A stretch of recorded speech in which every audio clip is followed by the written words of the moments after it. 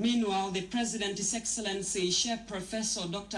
Yahya Jammeh, this evening spoke with Her Excellency Ellen Johnson Sirleaf, President of Liberia and Chairperson of the Authority of the Heads of State of ECOWAS. The Gambian leader informed Madam Sirleaf about an injunction filed by the APRC to restrain Mr. Adama Barrow from being sworn in, as well as restrain the Chief Justice and other party from swearing in Mr. Barrow. Let's take a listen. No. Walaikum salam. Okay. Yeah, you wanted to talk to me again? Yes. With regards to our last meeting when you came here, I want to request your assistance as the chairperson of the ECOWAS Authority of Heads of State to help us resolve this impasse peacefully through the courts. I hereby request you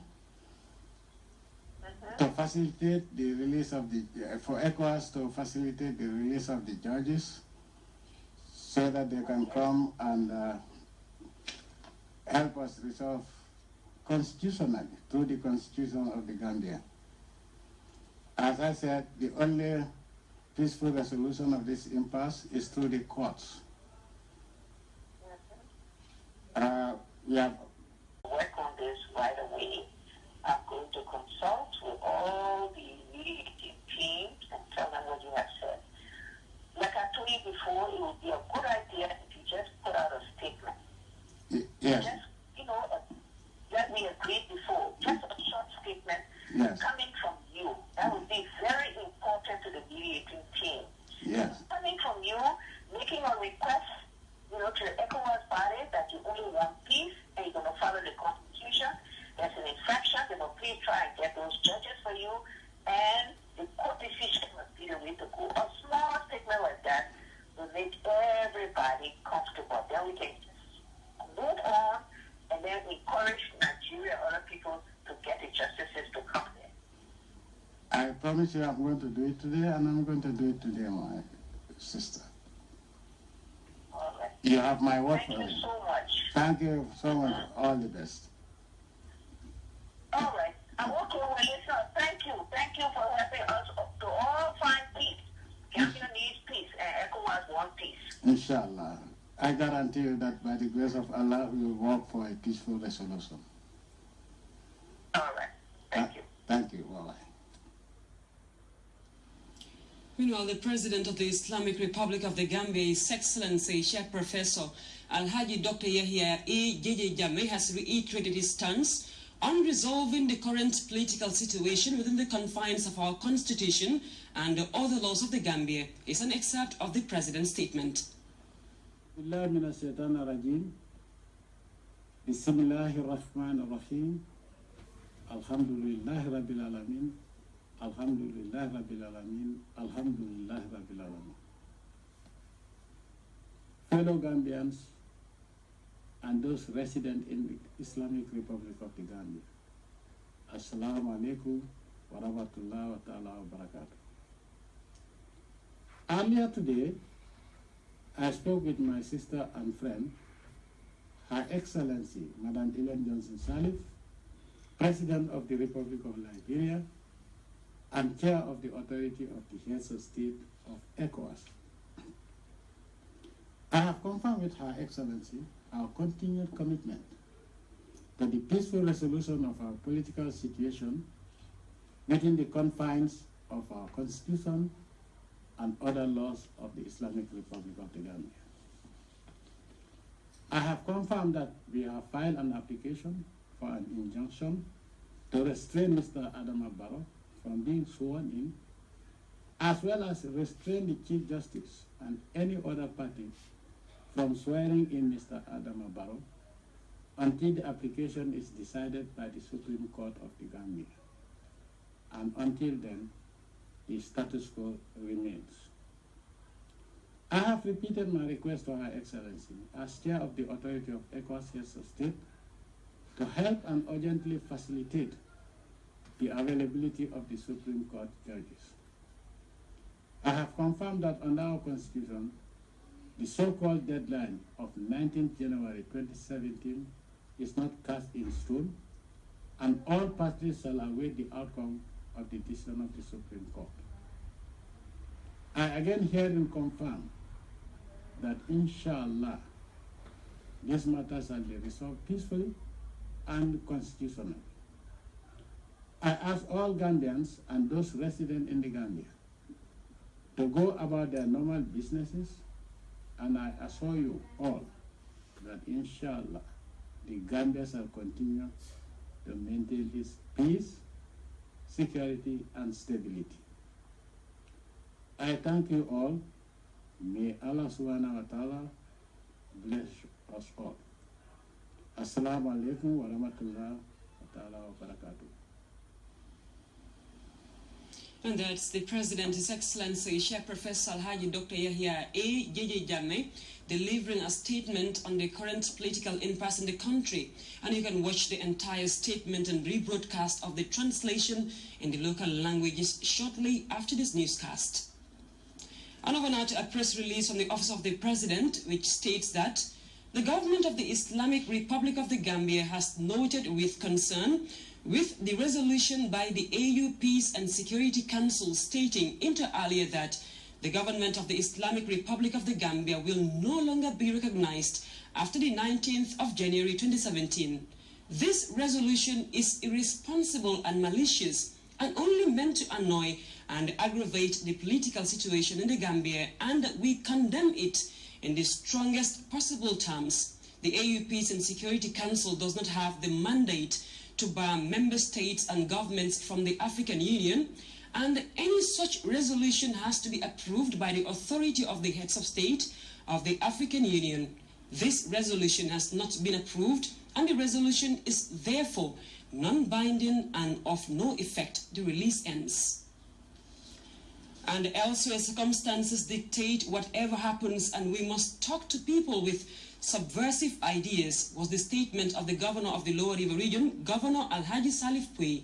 His televised statement was amongst scores of chiefs across provincial Gambia, and that continued to emphasize the need for peace and dialogue following the current political impasse that resonated from the December 1st presidential polls. These messages come from the governor of the Lower River region, Alhaji Salif Pui, and Alhaji Demba Sanyang, chief of Kiang Central District in the Lower River region. Whilst discussing the need for peace and security in their respective jurisdictions, GRTS's Babukar Kamara sat down with them, and here's an excerpt. There is cause for calmness, and this is the very time that people should start mediating, talking to each other. Because this country belongs to everybody, and I believe that the Gambia, of course we have different ethnic groups, but I believe we are all Gambians with one aim, and which one motive, a better government. So therefore, what I would advise the people is to make sure that we keep peace, and then make sure that all our actions is towards bringing people together. That's very crucial. Gambia, we know Gambia as a peaceful country ever since. And then we have seen, the problems that have happened in other countries. And we have seen the dangers and the problems that have, they have gone through. So right now, what I am advising to the people, workplace or at our grand places, let's make sure we bring peace for the development of this country. Wherever you have conflict, there must be people that will sit down and discuss it. Right? And then there's one thing that I want to say. Circumstances dictate whatever happens. So the circumstances that we are in dictates this impasse. And this impasse is here to go. It cannot stay forever. Otherwise, there will be no development. The impasse has brought about little difference among ourselves, among we the Gambians. I think we should think twice about this area. Because Gambia, we are known for peace and tranquility. To be after that, we are called the smiling coast. So if such a thing happens, we should gather together, talk it over among ourselves. It's a dispute that we can resolve within ourselves, not from outside. Definitely not from outside. We can do it. That's what we are known for. That's what we are. We inherit from our forefathers. Whatever comes, however difficult is it, we transact it among ourselves. We discuss to stakeholders. You see? So I think, I believe the impasse should not take even longer. It's a very peaceful country. We all know about even the people are coming from outside to come and find a greener pasture here because of what? Because of the peace and tranquility. So anything to stop that. Stories are emerging. And that's CRTS's Babakar Kamara there talking to regional authorities. And we shall bring you details of those messages emanating from regional governors and chiefs across the country this week. Now, he is considered to be part of Africa's literary vanguard, having witnessed Kenya free itself from colonial shackles. Professor Ngugi wa Thiong'o remains a strong critic of post-colonial misrule. A widely traveled academic, the renowned Kenyan writer is in the country after an invitation was extended for him to take part in the ongoing Mboka Festival of Arts. Irema Balde takes a closer look at on Africa's untapped natural resources and the innovative approaches of reclaiming the continent's indigenous languages. It belongs to the pre- and post-independent African writers with a pan-African mindset and ideology at variance with the norms and values of modern-day politics and political systems that denigrate African cultures. When he touched down at the Banjul International Airport on Friday evening for the first time in the Smiling Coast after his... If you know all the languages of the world and you don't know your mother tongue or the language of your culture, that is enslavement. His ideology as regards this resource-rich continent had for a very long time been shaped by events, political and economic circumstances such as the Mau Mau uprising in Kenya during and after Kenya gained independence in the 1960s from Great Britain. He still says without any misgivings that Africa is a continent to be reckoned with. In Africa, we need to control our own resources, okay? We need to control our oil, our gold, our diamonds, because Africa is the richest continent. So Africa has always been a donor to the West. Africa always gives to the West, right? So what a situation where African people can make things with their own resources and then exchange with the world on the basis of equal give and equal receive, okay? Yeah, and literature and writing should reflect that self-confidence in ourselves. Dividing his precious time between Africa and the West, lecturing and taking part in stimulating intellectual intercourse, Professor wa Thiong'o said despite the challenges, he still believes the new generation of African writers will take the struggle to higher heights. We need government, positive government policies, we need positive publishers and writers with a positive attitude towards African languages. If you look at those combinations, there's nothing we cannot do in Africa. On the flip side, Professor wa Thiong'o's strong views has caused him trouble and consternation in his native Kenya. He endured arrests and detentions for his sharp criticisms of post-colonial misrule and his pioneering stance in defending indigenous African languages. Ibrahima Balde, GRTS News. And more women farmers are being topped up with agri-produce value addition skills aimed at food security and the empowerment of such women farmers. Modu Bajan looked at the engagement of Group Jubo in Sierra North and reports on their involvement in adding value to one of the country's mostly demanded spice pepper sauce, which is largely consumed in the Gambia.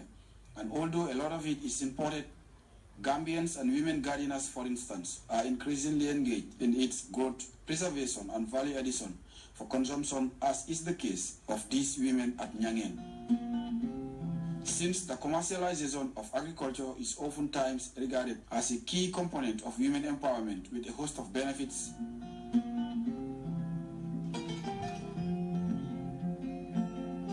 Group Jubo of Nyangen Central River North benefited from a project dubbed Food Security through the commercialization of agriculture, with a handful of value addition to items such as pepper into pepper sauce. Bakuto Job told GRTS the importance of aiding women to move their produce from raw status. So they want you have nakalen delegate kani. Sukani bari, you have nakalen koligi. Sukani monkey, you have nakalen. Yields, but also add value to them, as you can see in the production of pepper sauce. This will indeed give them more money for their time and efforts, she added. I am engaged in pepper sauce making, says Bintu Gazama, who also expressed her delight to be part of the training exercise. Nyangen women are full-time married to pepper production, and we are thankful to National Farmers Platform, the trainers on the ground, and all those involved in uplifting the financial and other status of participants in this project. President